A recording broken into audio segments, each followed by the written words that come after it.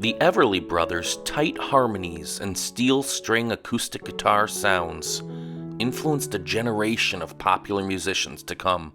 Paul Simon of Simon and Garfunkel fame said they were the most beautiful sounding duo I ever heard. Both voices are pristine and soulful. The Everlys were there at the crossroads of country and R&B. They witnessed and were part of the birth of rock and roll.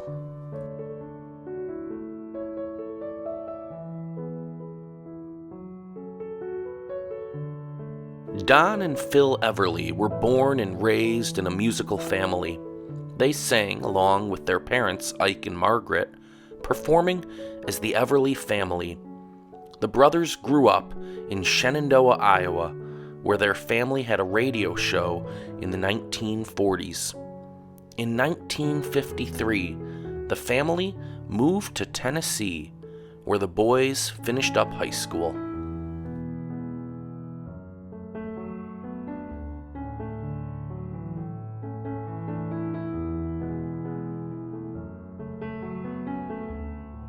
The pair caught the attention of Chet Atkins, manager at RCA Victor Studios in Nashville, Tennessee. They signed with Columbia Records in 1956, but their first song, Keep a Lovin' Me, was a total flop, and Columbia dropped them. But Atkins believed in them and encouraged them to keep writing and singing. He helped them get a new deal as songwriters. That led to getting signed with Cadence Records in 1957. Their first single, Bye Bye Love, which had been rejected by 30 other recording artists, was the hit that they needed to launch their careers.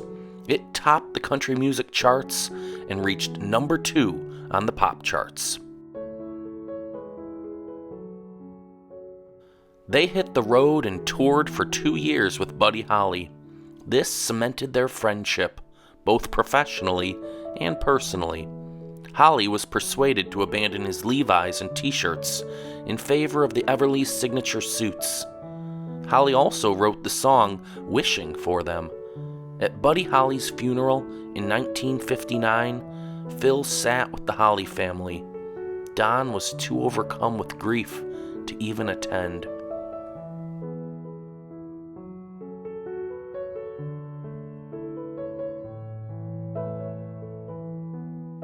The Everly Brothers then signed with Warner Brothers in 1960, in a deal that is reported to have been the first $1 million contract.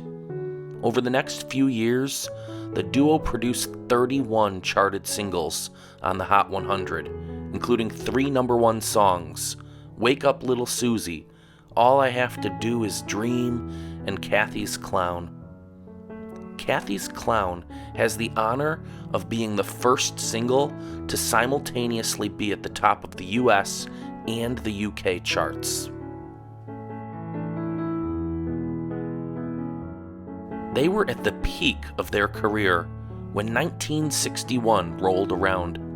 Phil and Don enlisted in the U.S. Marine Corps Reserve in November for 6 months. This was in an effort to not get drafted separately for a 2-year time frame in the Army. They recorded the song Cryin' in the Rain just before they enlisted and performed it on the Ed Sullivan Show in full uniform. It would be the only song they released while in the Marine Corps.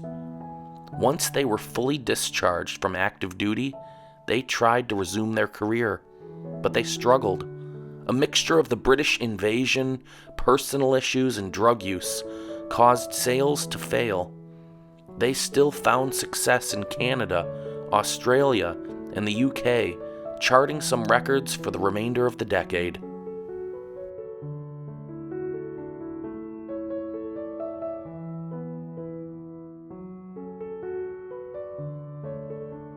Their album, Roots, released in 1968, was called one of the finest early country rock albums by critics, but it didn't receive the same reception with their audience. Their contract after 10 years lapsed with Warner Brothers.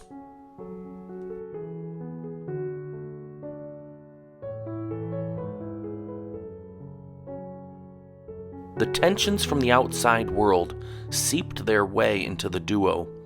At a 1973 concert, Phil smashed his guitar and stormed off stage. Don, right then, announced that the Everly Brothers had broken up. After the falling out, they each began a solo career. After a decade performing apart, the two reunited for a concert in 1983 in London. This led them back to the studio, where they recorded a new album, EB-84. On it was the song On the Wings of a Nightingale, written and composed by Paul McCartney. This song landed them on the charts again, in the US Hot 100 and the Top 10 Adult Contemporary.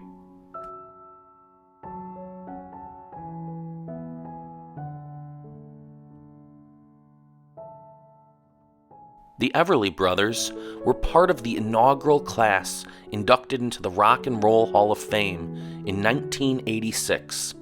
In 1997, they received a Grammy Lifetime Achievement Award, and in 2001, they were inducted into the Country Music Hall of Fame. Rolling Stone also ranked the Everly Brothers number 1 on its list of the 20 greatest duos of all time.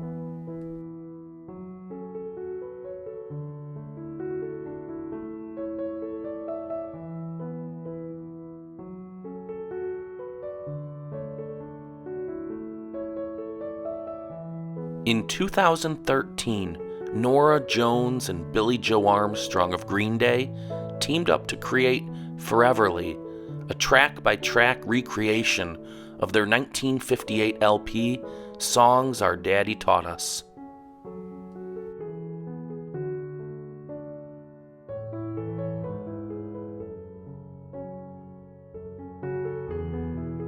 The legacy of the Everly Brothers remains in the music we hear today. Their tight vocals inspired group after group to imitate their perfect harmonies. The Beatles called themselves the British Everly Brothers. They, along with the Beach Boys, modeled their early style after the Everly Brothers.